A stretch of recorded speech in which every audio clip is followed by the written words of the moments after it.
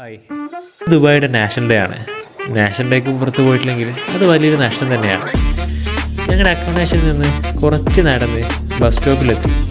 അങ്ങനെ നോൽക്കാട് പഞ്ച് ചെയ്ത് ദുബായിയുടെ വൈകുന്നേരങ്ങളിലൂടെ യാത്ര തുടങ്ങി. ഒടുവിൽ അൽനഹദ മെട്രോ സ്റ്റേഷനിലെത്തി.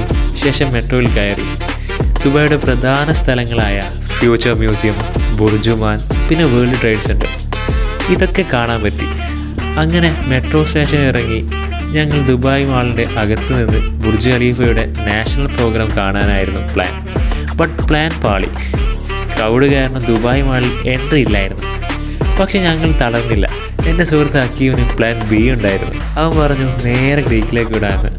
ഒടുവിൽ മെട്രോ വഴി ഗ്രീക്ക് എത്തി.